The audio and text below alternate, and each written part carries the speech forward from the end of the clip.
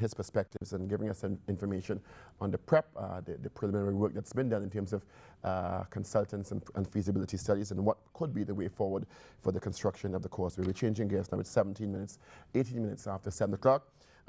Coming up, AmCham, the American Chamber of Commerce, as the premier business organization for trade investment and export-oriented growth in Trinidad and Tobago, is embarking on a trade mission to Haiti to shine spotlight on the trade and investment potential within that country. Our guests are the president of AmCham, Mr. Hugh Howard, and also senior trade and projects officer with AmCham TNT, Melissa Pierre. Good morning, and thank you for joining us this morning.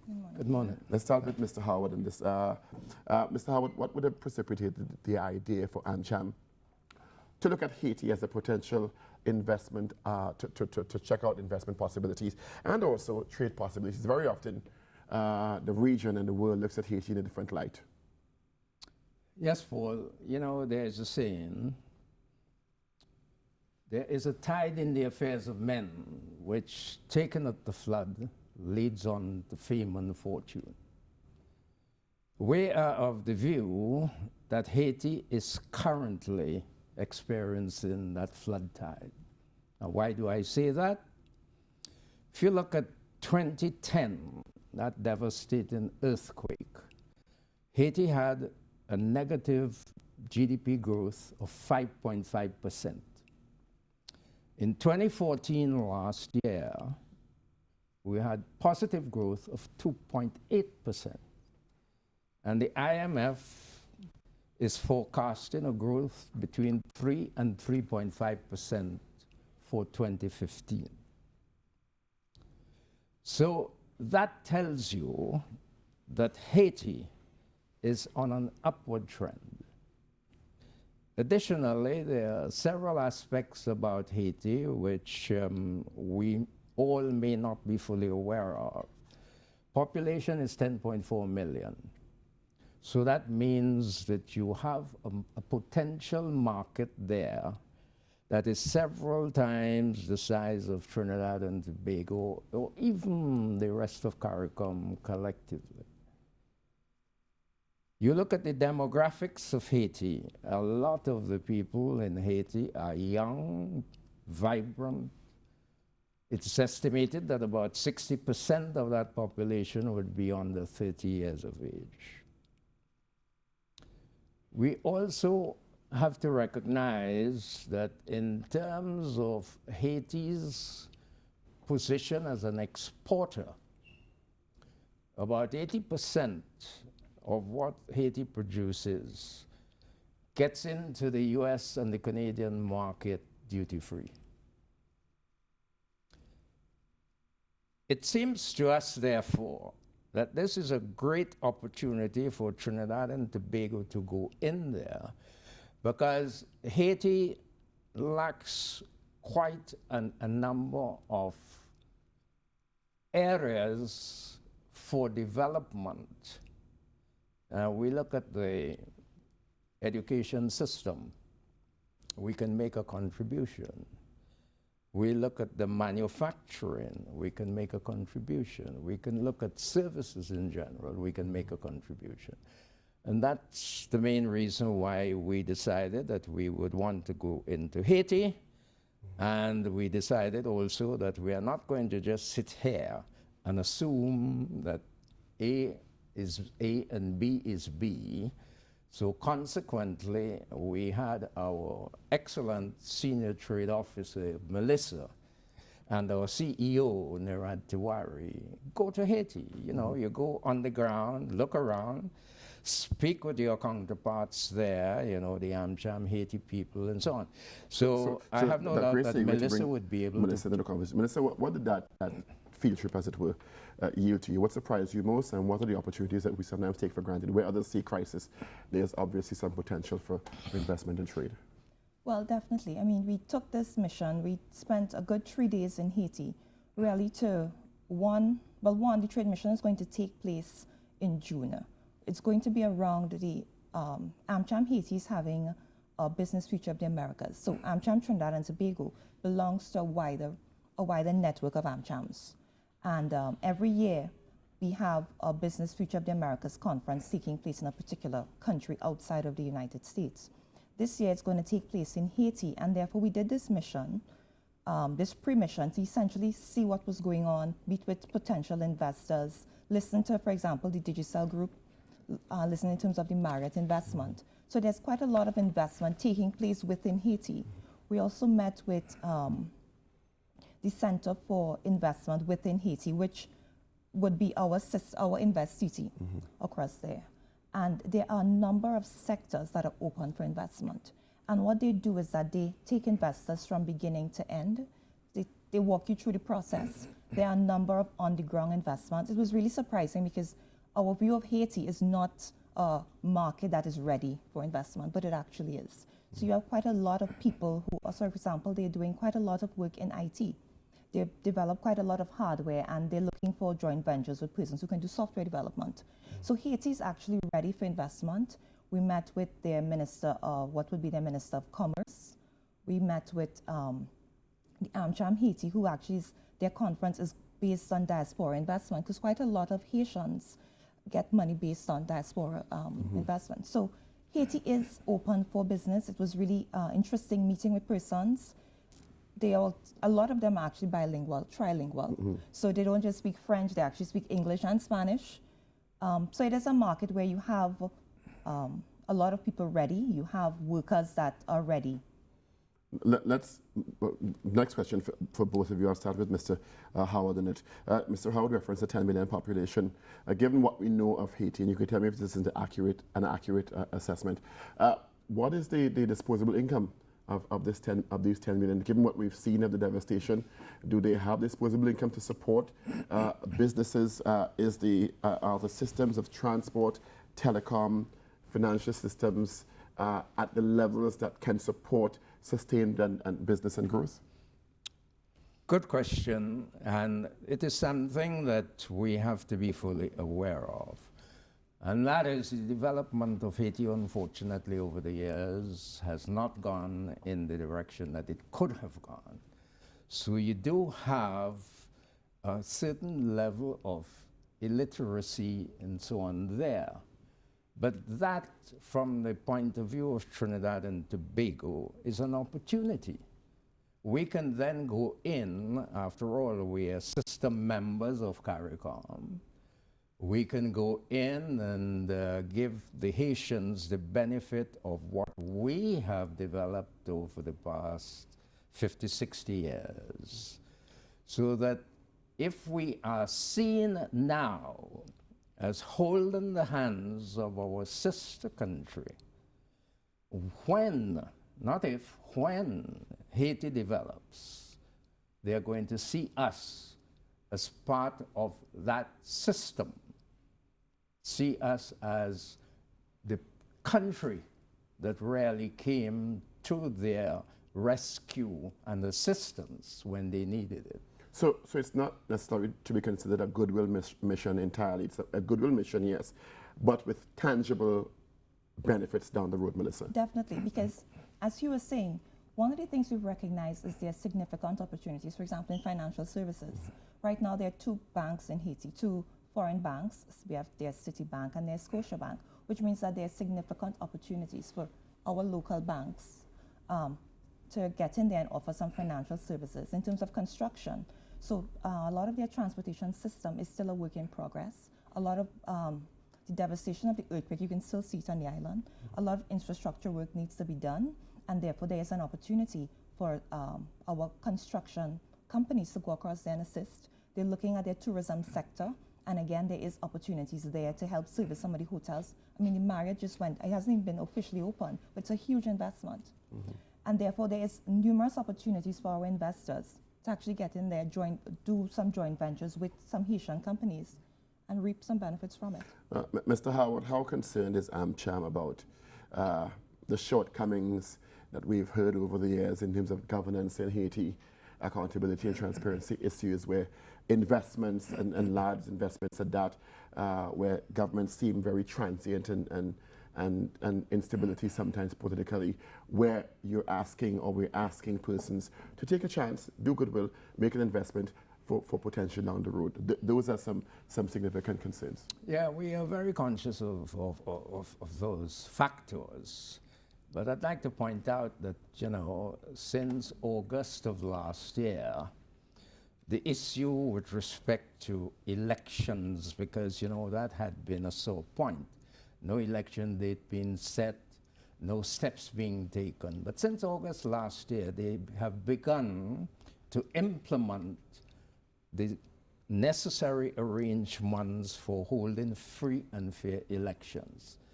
And as far as I'm aware, you're going to be having the presidential election this year. Mm-hmm. So there have been those changes. I think Haiti recognizes that unless those human rights issues are fully addressed, they are going to lose the opportunity of the resurgence of development in the United States and to a certain extent in Europe. I mean, look, even China is coming into places where they recognize that the rule of law is in existence and very viable, because they would not want to know that they come into a country and the country does what it is alleged that China did years ago, it took intellectual property and so forth and utilized it. So I believe that with that awareness, you're going to find that the issues of human rights in Haiti are going to be brought within what we in Trinidad and Tobago regard as necessary. I'll pose a question. We're going to take a break for headlines and come back. Is there a hope, or have you seen tangible moves in that direction by the administration in Haiti? And you can answer that when we come back. It is, let me give you an early morning time check at 30 minutes after 7 o'clock. Here's a look at headlines making news at this time.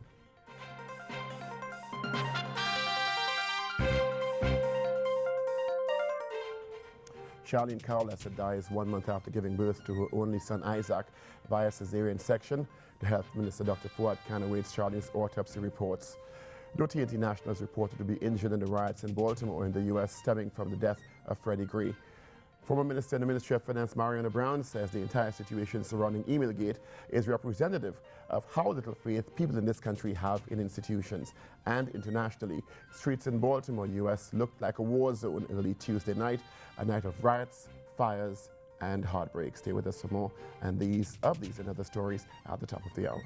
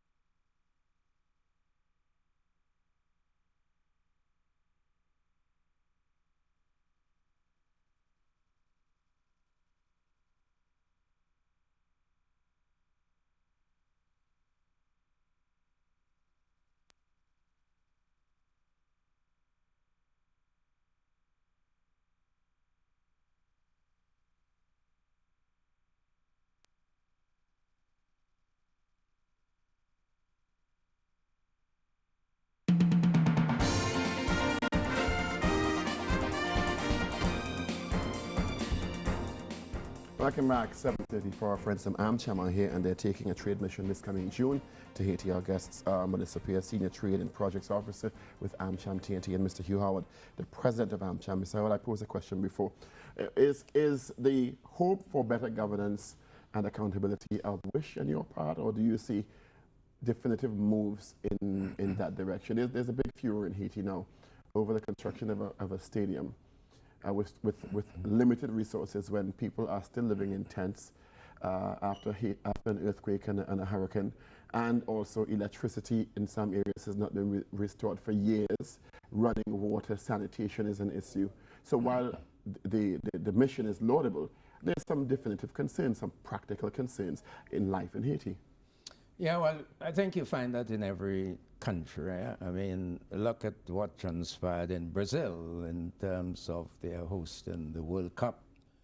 And billions of dollars were spent on stadia and other facilities. And you had people flowing into the streets demonstrating against that because they say, hey, look, you know, we need houses, we need food, and so on. So it is not unique to Haiti. It's a question of priorities of the government. We have our own issues here in Trinidad and Tobago as to priorities. So what I believe is necessary is the more you have countries like Trinidad and Tobago, the developed countries, going in and lending assistance in educating the people so that they can then demand what they regard as priorities, demand of the politicians. And I have no doubt that this is going to take place. Now, I would like to point out that, you know, there is an American Chamber of Commerce in Haiti. And they, like ourselves, we belong to the ACLA umbrella organization. We are also very much associated with the U.S. Chamber of Commerce. And through that network, what you are going to find is that there must be development, because the AmCham Haiti has to comply with the requirements of ACLA, and then in turn the business community of Haiti will have to ensure that these human rights issues and the question of development takes place. And I mean, enlightened self-interest. If you don't develop, you're just going to disappear. Minister Pierre, give us a sense of what range of businesses or manufacturers would be interested in this mission to Haiti, this trade mission. Okay, so what we're doing on Thursday is that we're having a doing business segment at Hotel Normandy, where we've invited broadly private sector to attend. And at that doing business, we're going to have representatives from the Haitians Investment Facilitation. They're going to join us via web link, as well as from the AmCham Haiti, to sort of discuss some of the sectors and to tell you about the potential for real investment. Outside of that, though, agro-processing companies that are involved in food and beverage, agro-processing, there's a major need in Haiti. Haiti imports over $2 billion every year. I mean, there's a significant opportunity for us to engage in import substitution. We have financial services, major investment, construction in terms of roofing, so those segments of construction. Larger construction, the DR would have the advantage. So we're looking at roofing, we're looking at PVC pipes, we're looking at IT firms, so software development, companies involved in that. We're looking at tourism, so you're looking at tourism services also. Tourism services. You're also looking at the bed, bath, and body shampoos to help. The luxury items. Yes, those, you know, personal care items. Yeah, so for a lot of hotels and hotel chains that are being developed, Lots a lot of opportunities there. What should people do, manufacturers or businesses do if they want to participate? What they should do is to go on our website or to send an email to Melissa Pear, one word, at amchamtt.com and register to attend our session on Thursday at Hotel Normandy. Because if you really want to get a real look in terms of the market and find out some of the meetings we're going to be able to arrange for you, that's the best opportunity. And then the official mission goes The in official June. mission is going to take place in June. It is linked with the AmCham's Business Future of the Americas conference. And what that offers is really 24 business leaders throughout the region is going to be there as well. And that really offers you the opportunity to not just know about the Haitian market, but rather to know about, the whole Western Hemisphere. If you were looking for Costa Rica, Guatemala, So it's you have that networking opportunity. golden Yeah. networking opportunity. Yes. All right, thank you very much for coming in, Mr. Hugh Howard, President of AmCham, and also Melissa Pierce, Senior Trade and Projects Officer with AmCham TNT. For more information on Thursday's session, you can go to AmCham's website and certainly more information on the mission heading out in June. We take a short break and come back with more. When we come back, our friends from the Unit Trust Corporation. This is Good Morning TNT Tuesday.